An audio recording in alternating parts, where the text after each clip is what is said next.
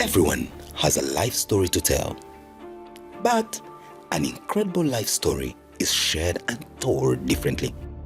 Welcome to Incredible Life Stories with Simon Kasyate. Another episode as we profile in a special way the story of the Uganda Martyrs, their incredible life story. Let's all agree that we do not have eyewitness accounts that are still living today, over 100 years since they were martyred. But available literature, some eyewitness accounts passed down generations inform the incredible life story that we share with you today. And we are sharing this life story through those that have picked interest in the research, in the finding out, and chronicling, use that word, writing down this incredible life story. Tonight on the program, I have an interesting book here titled The Life and Times of the Uganda Martyrs, written by one John Baptist Semitego, a man that has given himself the odious task of researching about the Uganda Martyrs. And he joins us on the program. Welcome to the program, JB Semitego. Thank you. This is an incredible book chronicling the life of the Uganda Martyrs, picked from different sources, but also with very interesting little bits and pieces of the inner workings and existence of these people that we never get to know about. Broadly, just tell us about the book and the making of this book. The book discusses the life and the times of the Uganda Martyrs, as the title goes. My primary objective to write this book was there has been no book on the Uganda Martyrs. There has been a vacuum.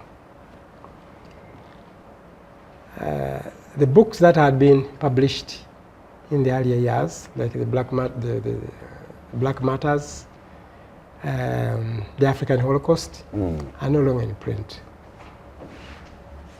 And whoever wants to get the information about the martyrs, the death and the life the martyrs lived, cannot access it because there's no literature. Is it? And if in Uganda we don't have the literature on the Uganda Martyrs, it is not anywhere in the world. Beautiful. It will not be in Kenya, it will not be in Tanzania. And you want to be in Vatican? It can't be in Vatican. In Vatican, they have the histories, some documents written by the missionaries, and the documents used in the inquest when they were working on the beatification and the canonization of the martyrs. That is all. And they are kept in the Vatican. They cannot be let out to the public. Although we could use the modern technology to access some of them, and we use that information in the book. But not everyone can do that. Wow. So that book was to cover the virtue of any literary work of the Uganda Martyrs. Two, the books I have mentioned, the Black Martyrs and the African Holocaust, Sabbath and Harvest, were written for,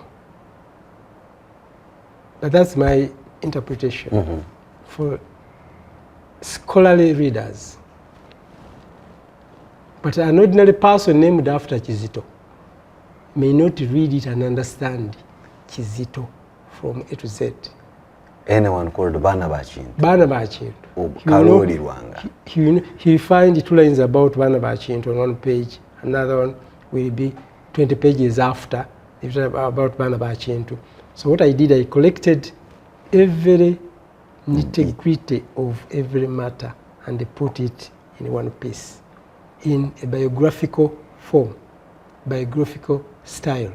So you read about a matter from birth to death. Wow. Instead of piecing up these pieces from one page, then you could remember, oh, Karoli Wanga did this at this time. So I pieced them together and wrote it in a biographical form, biographical style. from start to finish. And that is, I made that chapter 2. It's about the life and the times of the Uganda Martyrs. So the first part of the book is about the pre-martyrdom, actually pre-Christianity, then Christianity, and the pre-martyrdom. So let's move in that kind of chronological order. It now turns out these boys, sadly there was no lady among them, and maybe you'll have to explain from what you have found out why there was no woman involved in this business and ending up as a martyr. Were not just naive converts to Christianity, but they were actually highly placed confidants of the powers that be, the Kabakas of the time. Because we see some of them like Joseph Bali Kudembe transiting from Kabaka Mutesa I to Kabaka Mwanga, the son of Mutesa I. Who were these people? Were they highly educated people? They were not. There was no scholarship. There was no schooling per se. But where were they picked from? Were they relatives of the man on the throne, or they were just picked up from different parts of the kingdom and brought? But also, what was the criteria of picking them to be that close to the king? From what you find out. There's a tradition in Uganda that when a king passes away, all his staff lose their jobs. Wow. But they remain alive, they don't get buried with him like it is done but in they Egypt. lose their jobs. And the Kabaka who comes next appoints new staff. Doesn't that happen today even in politics when the president leaves? Yeah, I think in Uganda it does. For some jobs. So, similarly, when Mutesa died, Mwanga came and they appointed the new staff. Many of those he had seen during his father's reign, like Bali Kudembe. And he knows how his father valued them and how they served him. Actually, he knew most of those who were strongly Catholic, because he even tried to convert him. So he knew them. So he retained those he had known right from his father's reign. During the time, working in the palace was the topmost public service job. I don't know whom we could compare that to. I think being the staff of President's office or State House. I don't think it. You see, you may not have much freedom there. I would say working in UNRWA or working in URA or working topmost public service job. What were their salaries? They were given food. They were eating meat all the time. The king had many women within his compound. When he feels happy with you, he could give you a woman. Wow. Not to marry, but just for... No, not to marry. To marry. And some of those matters were born by women the king had given to their father. Then he would give them land. Okay. He would give them chieftainship. You have worked very well. I have made you the county chief of this place. And so they developed like that. Because there was no monetary payment for service given. But that also means that there was some kind of undercurrent of jostling to catch the king's attention, to catch the king's favor. Yes. To get some of those. Exactly. And the way these servants access the king's service, so when the king would pass on, then the chiefs would size themselves they choose the best of the children, very well mannered, who would not embarrass them in the king's palace, and take them to the king to serve them. And that's how most of all those children got jobs in the public service. They were being seconded by chiefs, so that line of chiefdom continues within. Because if the father is a Gombolola chief, he takes the son, then the son would become a Saza chief, or he would also be given a Gombolola somewhere else. Or inherit from the father in case he passes away. Yes, but that was not the case at the time. They are not inheriting, but the king was always appointing to that place, to that position. So we see that these were heavily privileged people. But Christianity as it is, and especially the preaching of the Catholic faith, speaks much into modesty, speaks into a lot of humility, and more like to say it's a poverty gospel, if I may put it that way. It's not a prosperity gospel. How I want to understand how these young people gravitated more into a gospel that is speaking about chastity and even in some cases total celibacy, when they were in a position where they had it all for themselves. They ate meat every day, they had women at their disposal, they had positions at their disposal, and they were speaking to the king. Specifically, if you look at Joseph Mukasabali Kudembe, who in your book you chronicle a very important milestone where he, number one, baptizes Mutesa I. Everyone else had first baptized Mutesa, including Mapera, Father Lodell, because Mutesa, to be baptized, then we read in your book, it had to be you are one man with one wife. Mutesa, of course, could not have been with one wife. So he failed that test. But then we see that Joseph Mukasabali Kudembe and John Mary Muzei, as his very close confidant at his last hour of life, clandestinely baptize him. So we're trying to understand. These guys were quite something else.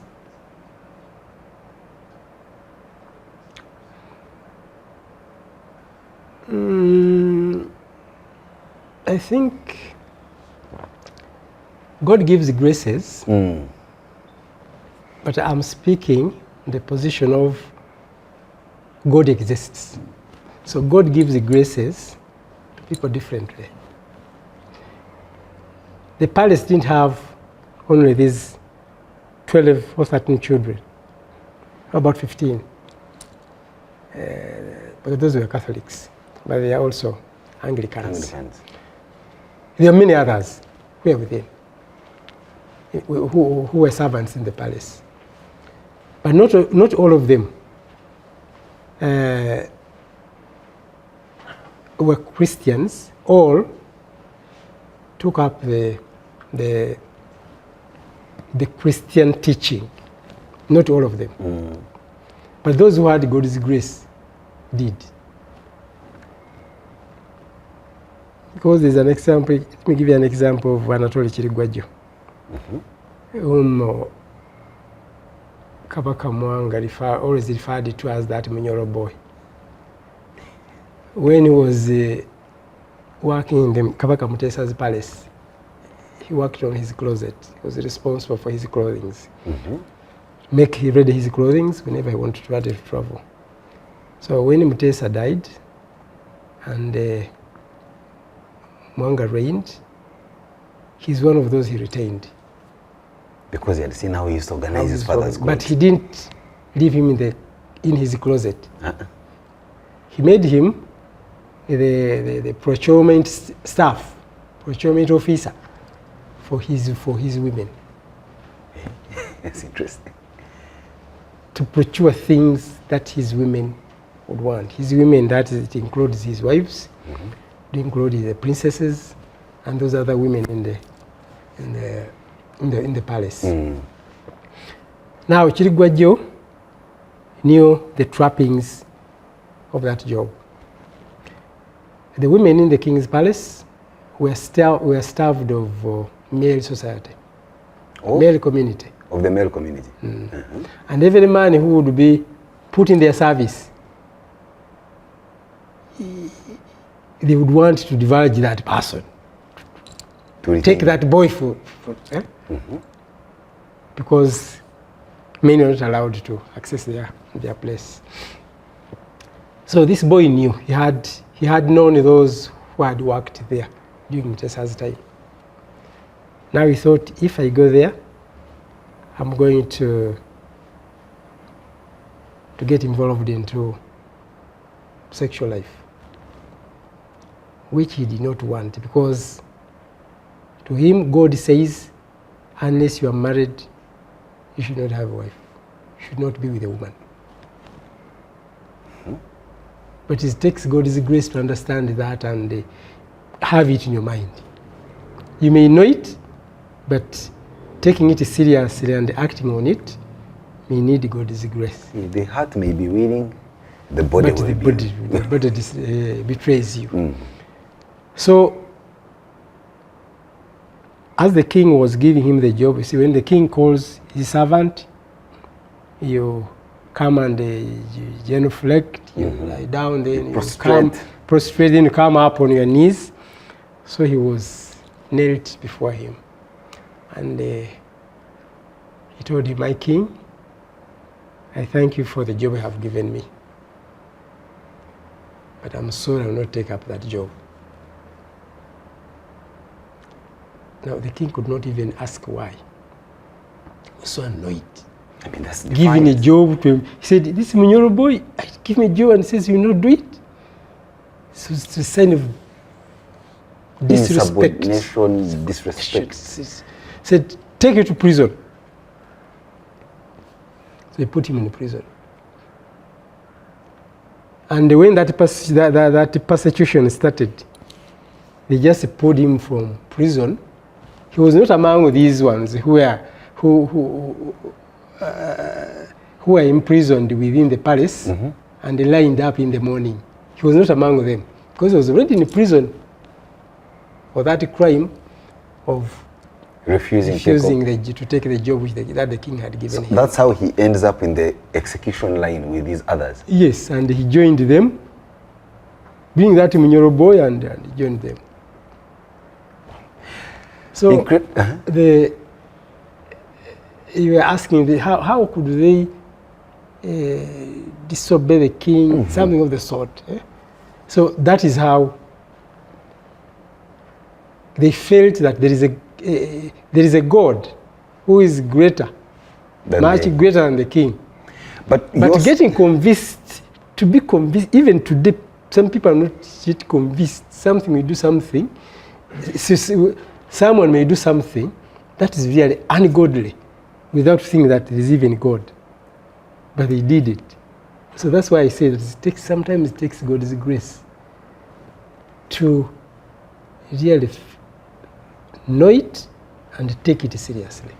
But also, what you're trying to tell us is that each of these matters has their different personal story of how they end up in that pile. It is not a one-size-fits-all that, okay, all you Christians come, you've committed one crime. Each one of them had a little crime. So let's take a short break here on Incredible Life Stories with Simon Kasyate. When we return, JB, you're going to tell us the passion or how these people actually die. Because we just know randomly that they were all burnt up into ashes. But in your book, you have very explicit details of how each one of them dies. Not all of them, in fact, were piled together and killed at Namugongo. And they didn't die on the same day. They didn't die on the same day. They didn't die in the same place. So, that's what's coming up next on Incredible Life Stories with Simon Kasyate. We'll be right back. Everyone has a life story to tell. But an incredible life story is shared and told differently. Welcome to Incredible Life Stories with Simon Kasyate in this special two-part edition where we look deeper into the lives, the incredible life stories of the Uganda Martyrs. Now, we know they were 22, 24 Catholic, to be very specific, who eventually become saints, and their story of how they die is not a one-size-fits-all. Not all of them were bundled together and killed at Namugongo through that heavy incineration. Matter of fact, some like Matthias Mulumba, Kalori Rwanga died differently. So John Baptist Semitego is going to tell us, you know, the explicit details of some of the deaths of those who died differently. We know for a fact that the Catholic Church has relics of only 2 of the 24. or was it 22, martyrs, and that is Charles Lwanga and Matthias Mulumba. Tell us, let's go first with Charles Lwanga. Who was he and how did he meet his death? Charles Lwanga was a young man who was born in Masaka, Birinzi, and when he was young, his paternal aunt, got married to a chief, who was a parish chief in Chato Kalungu, was called Maurugungu. Now as the woman was going, was called Nabatamiv. As she was going, she requested his brother to let his son go with her. So Where that was she going? to the marriage. So that she doesn't be there alone. At least she should have one of her own. So they went together.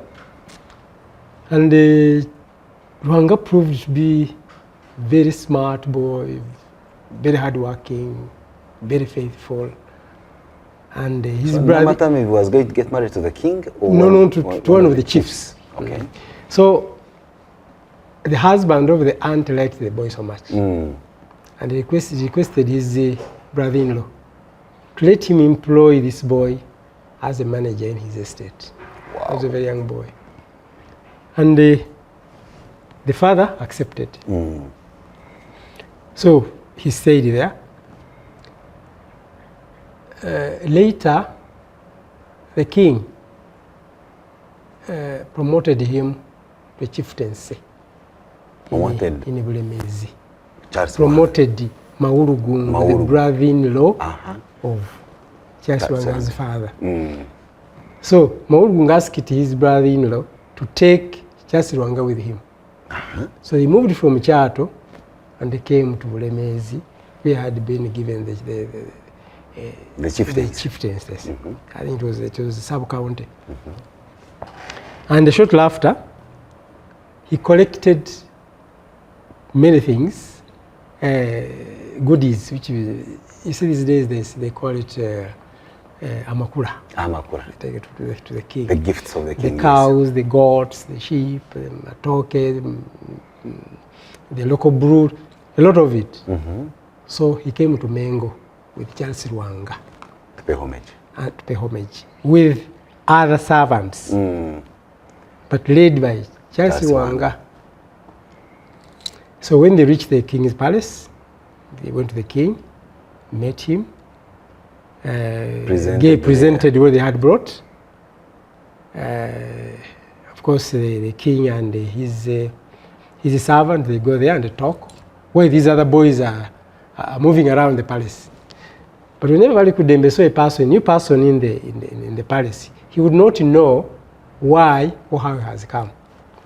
He would think I think this one of the servants they have brought to work is a page. So whenever he saw, he started preaching. Do you know Jesus? So he started talking about Jesus. So Lwanga picked up very quickly and liked the teachings. Now, a few days, they went back.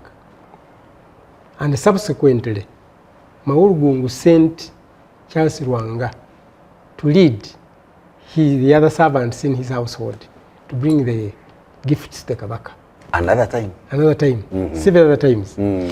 So and when Charles Lwanga came with his colleagues at work to present the gifts to the Kabaka, as children, where they would spend 3 days moving from Bulemezi to Mengo. They would make it in 2 days, 1.5 days. So that he has enough time to go and study catechism because he had seen it, and he had heard it, and he had liked it. So he could come. They spend the same days they would spend with the chief, but he arrives earlier, gets about a day or 2 days studying catechism, and then he goes back. Wow. In time.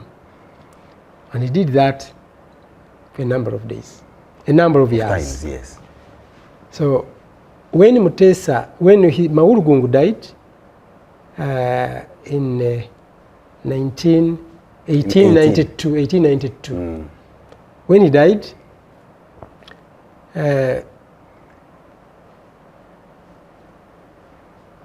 they left, his servants, of course, lost the jobs because the service of the Kabaka is not inherited. That another person who he inherits will take him on. Now Lwanga left and joined a group of Christians whom he had known, who were living in Bulemezi. He joined them. And now he was a free man, he had no job, he had no anything that would hold him to responsibilities, to do whichever he would want to do. So they occasionally went to the palace to preach, to listen to the word of God. And he had learned the culture in the palace that when the king dies, another king recruits. So when Mutesa died in 1894, he rushed very quickly, went to the palace. And he went to the palace because he was known to Joseph Mukasa. He quickly got a job. Wow. Quickly got the job, and he made him his assistant. Baliku Dembe made him his assistant because he was the head of the civil service in the palace. They called him a Jodomo. So he gave him a job, and he told him to head the pages. So that is how he finds himself. Charles Lwanga finds himself in the palace. Let's look at his death. Charles Lwanga's death. Charles Lwanga is described as a young man who was very energetic, very intelligent, very athletic, very honest, almost a very good conduct. He has a place on his head. Now one time, Kabaka Mwanga, being young, 16 years, he loved the sport of swimming and hunting. And he used it to travel to Munyonyo for hunting.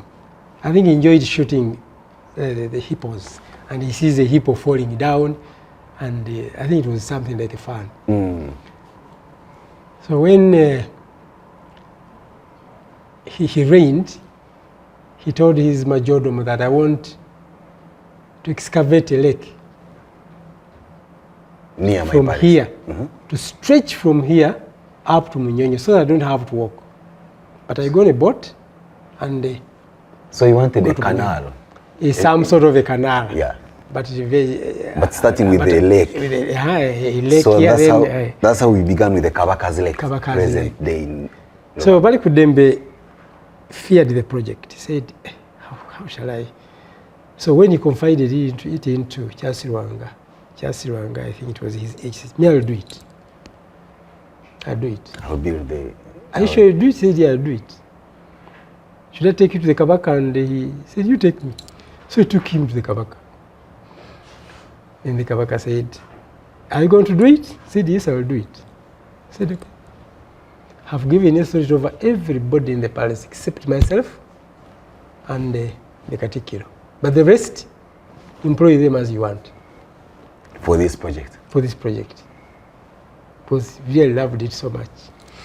Now when you can imagine a page, let's compare him to a houseboy, to recruit everybody to come and do the work. And you must obey. When you disobey him, you have disobeyed the king. The king. So one of those he called was called Senkole. He was one of the deputies of Mukajanga. And the executioner? And the keeper of the umbilical cord of the king. Wow. So he said, Senkole, you come and work. Senkole said, you? Telling me to come and work? Telling me to go and work? Are you crazy? Then the other staff advised him, said, the Kabaka said that he would call everyone. If you refuse, you have disobeyed the king. Senkole said, no, it will not work. They say, so Ruanga said, I'm going to tell the king, you have refused to work. So his colleagues advised him that you're going to work. The king is going to demote you if you don't go to work. Because that is the order he gave him. So he went grudgingly to work. And they find him a calabash of local brew and a goat. For being hesitant. So they slaughtered that goat, roasted it, ate it, drank, and they started to work.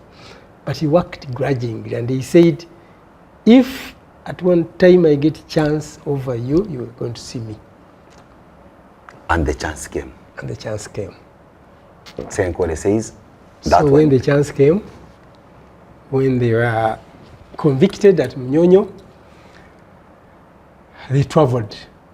And when they reached that place, Namugongo, there was a prison, and there were units or unipods, so residences of the soldiers, call them soldiers or executioners. And they shared, each had a number of people, 2 or 3 or 4, whom he would keep at his place, because they had handcuffed them in chains, both on legs, and so they could not run, they could not fight.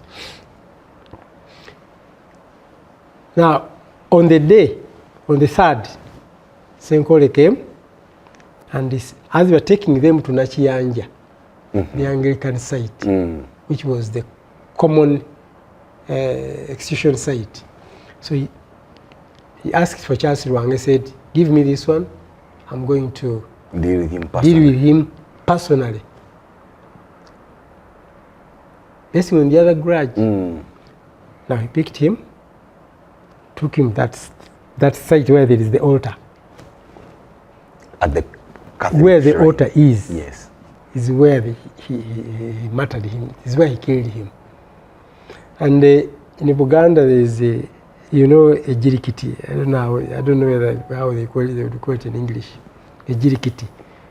It is the tree where they bury dogs. When dog dies, they throw it at a jirikiti.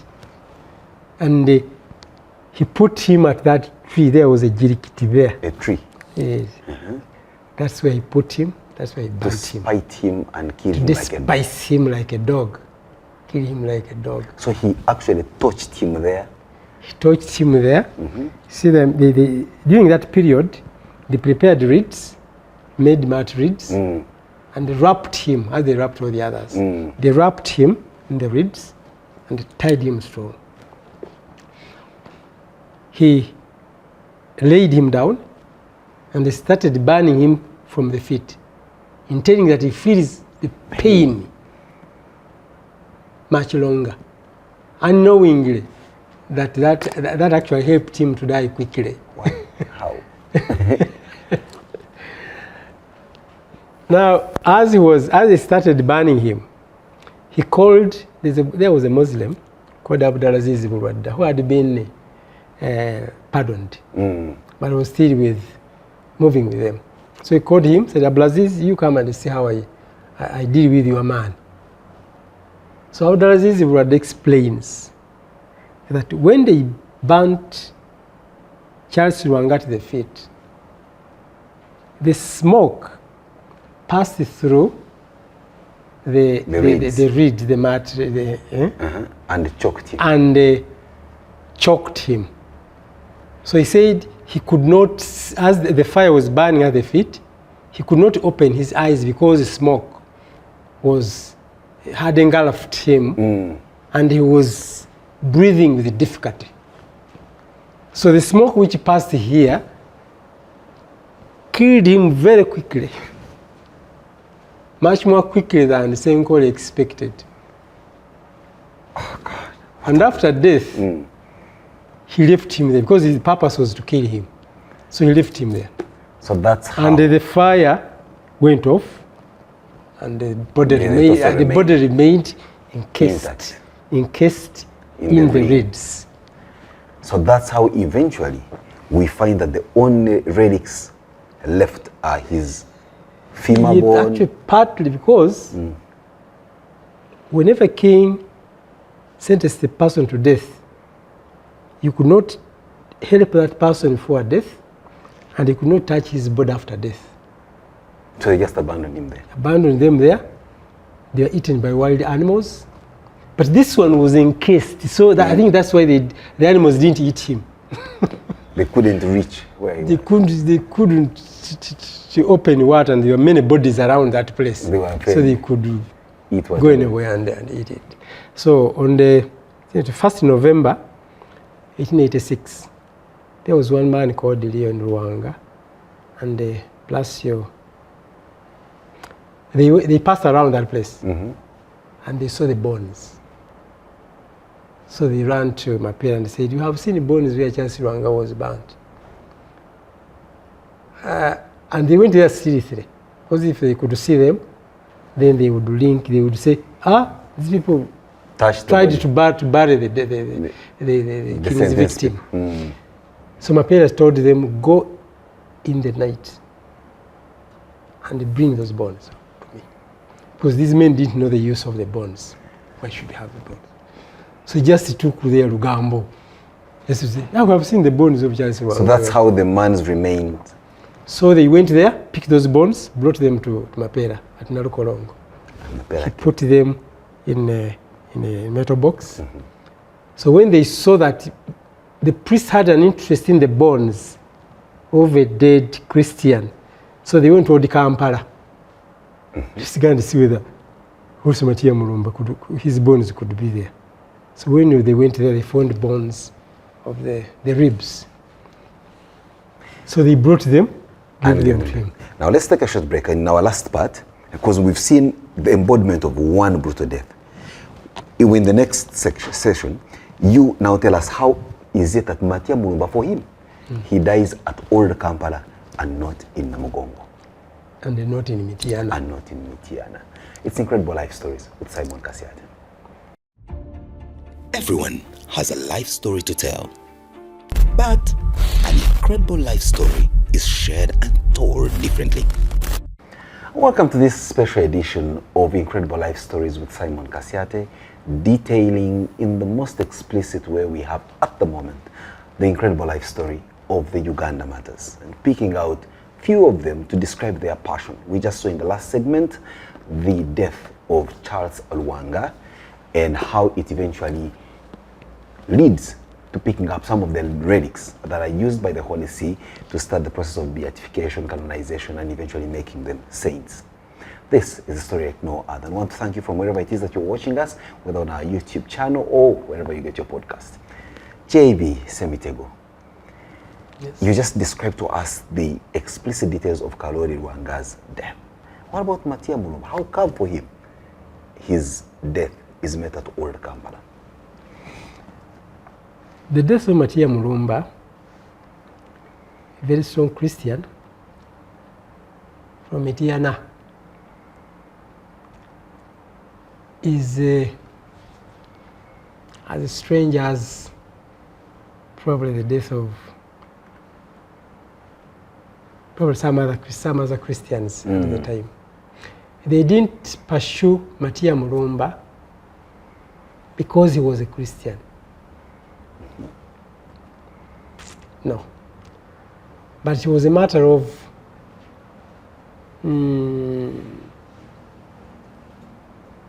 I wouldn't say hatred, but you see, there's a time when you would want to look too good to your boss. And not because this person you are choosing has a case to answer, but because you know that if my boss Simon gets to know that I have done this, he will like me so much. First, I would wish our viewers to know why the region reached Mitiana before it reaches Mukono or before it reaches Chengera, but it goes to Mitiana for the miles. Which were closer to which the was epicenter. Close to the epicenter, then it goes to Mitiana. jobs in the king's service were allotted to different chiefs. Now the chief of Mityana, the job of the chief of Mityana was to build for the Kabaka. Okay. Whenever the Kabaka wanted to put up a house for any reason, he would call Mukwenda. Mukwenda comes with his deputy, who was Matia Mulumba, to come and build. That's how Matia Mulumba became a Muslim at first, when they were building for the Arabs. They taught him Islam. When the Anglicans came, 77, they came to build for them. He became an Anglican. When they talked about Christianity, he felt this God is a more serious God than the other one of Muslims. He became Muslim, he became an Anglican. And when he came to Chitebi to build for the Catholics, he had their teaching and he changed, he became a Catholic. So whichever religion he associated with, he took it home. And this time, when he became a Christian, he's the first person, Christian in Uganda, to get married, Christian marriage. A proper wedding. Proper wedding. The 20th, it was 20th May, 1882. He got married. He had 4 wives. He left the 3, convinced them, left them in their land with their children, promised to take care of them. He remained with 1. That's how he secured baptism and the marriage. Because the missionaries could not baptize you, when you and you remain with a woman, unless you separate. So he's the first, actually, on the 20th of May, we celebrated the first marriage in Uganda at Nabulagala. That's where they were married. Now, Matia Mulumba, being the builder of the king, along with his boss, the palace in Mengo was burnt in Feb 22nd, 1886. When it got burnt, so they called Mukwenda to come and build the palace. And that is how Mwanga left Mengo to go and pitch camp in Munyonyo. Allow these ones to do the reconstruction work. Now, when the persecution came, Mukwenda knew that Katikiro Mukasa did not like Christians. He hated them. So, as they were rounding up the Christians in the palace at Munyonyo, Mukwenda said that if I hand this one over, I'll be friendly to the Katikiro. And if I don't, and he finds out that I have them, he's going to probably call me a traitor. So what he did, he picked the 2, Matia Mulumba and Lukabana Bachintu, chained them and handed them over to the Katikiro. He said, even these ones are Christians. Said, hey, so they are Christians, bring them. So there was a small prison there at Kampala, at Mengo, where they held them for the night. That was 26th. So when they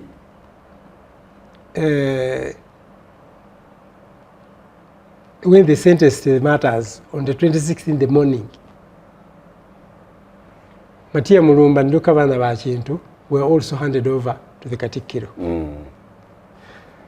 So they walked, the other martyrs walked, the other convicts, they are not martyrs then.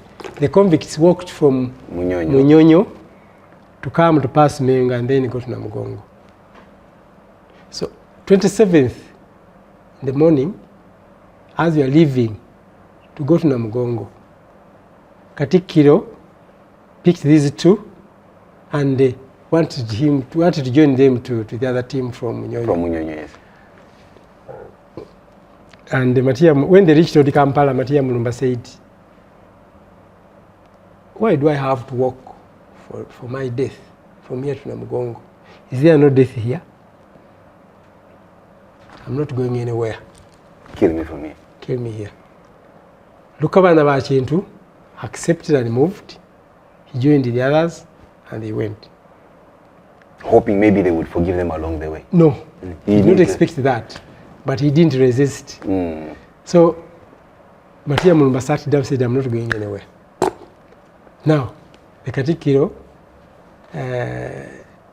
ordered one of his executioners called him Bugano that kill him. That kill him in the most barbaric way. So the others would see and no one defies. And no one defies not the order of the king, but because they had been intrigued by the characteristics of the Christians. Then, being a chief, you were noticed by either having servants, having wives, having all kinds of properties, respect. And this the man who became a Christian. He left his wives, he retained one. He could go to the garden with his wife, something that was not expected of a county chief, left a county chief. He could carry his luggage. People would come to decide their cases, and they would bring him goodies, goat or what, and he refuses them. Said, no, I did what I was supposed to do. I don't need anything from you. He said, what kind of man is this? He was such a So he wanted to kill him the most barbaric way so that others don't copy his example. Wow. So he ordered them to cut off his hands at the elbow, which they did. Cut off his legs. First the feet, then the legs in the knees. All this time he's still alive. Still alive. Then chop parts of the meat from these parts they had cut off. Cut the meat and scattered it around. And that is the location where we have the St. Matia Mulumba Church in Old Kampala. Where the statue is, that's where they killed him. Now after that, they left him there. You can imagine a person without arms, without limbs, they are cut off. Now this just the torso. Part, the torso is remained, but he's still alive. And he was like that for 3 days. He died on the 30th. And people would pass by, see him, but couldn't Yeah, touch. At one time, they had a cry. He was crying, Mazi, Mazi, I think he wanted water. So when the place was habited with reeds. So they had some, so when they went and peeped, they saw it also, they said, this must be a convict of the king. He could be a Christian, because he was not a native of the area, so they could not easily identify his face. But said he could be one of those Christians. So they ran away, they never came near him. And he was there for 3 days. So on the 30th, there are people who saw him, still alive, still crying, but later on, they found him dead. So that torso remained there, and by the grace of God, some of the bones were found there. I think they rotted there. They are not pulled out by hyenas and the leopards and all that. JB, as we conclude this conversation around the Uganda Martyrs, indeed you told us at the beginning that you decided to write this book, The Life and Times of the Uganda Martyrs, because you feel or felt the story has not been told enough. But here's another catch.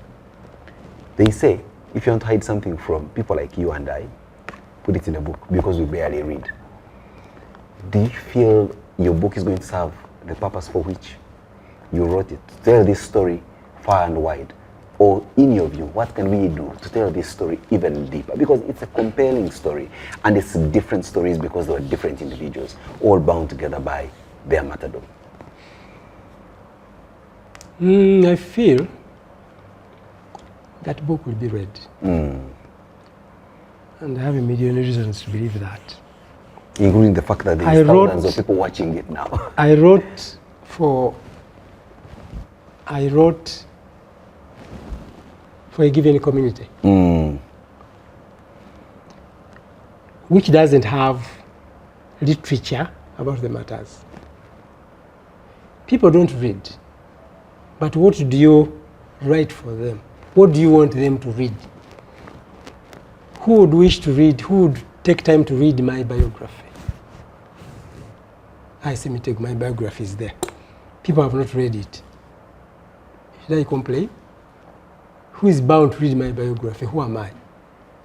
But for the matters, But for the matters, they will read. every person who comes to Namugongo, I was there in Namugongo, there are pilgrims who walked from Mombasa. Eh? He has a reason from Mombasa. He has a reason to walk from Mombasa to Namugongo. A person who walks from Kabale has a reason to walk from Kabale. It's not fun. It's not bodybuilding. He has a reason. Don't you think that person can part with 40,000 by that book? That's in fact on the very lower side. They would part with any amount of money. Secondly, people say in Uganda, people don't read. How about in Kenya? Because that book is in English. It's not in Uganda that it is confined within this geographical space, yes. Or people in Canada, when it's online, people in Canada, in Australia, and everywhere. Because they don't have adequate literature on the matters. It's not there. But also and those who have tried to write, they have written either in the local language for the population here, and others have written and self-published their books. See, when a book is published by an institution, credible institution. Yours, I see, is published here by the... by a credible institution, it scrutinizes the book, every bit of that book, and it gives it a level. So in Nigerian, if they don't read in Uganda, in Nigeria they will read. Because it's a quality book with facts double-checked. Yes. Thank you very much for sharing with us this incredible life story, Mr. John Baptist Semitego, who's taken time off to write this book, but also continue to follow through this story of the Uganda Martyrs, to continue telling it, if for nothing else, to grow their inspiration across the Catholic community around the world for emulation in how they lived.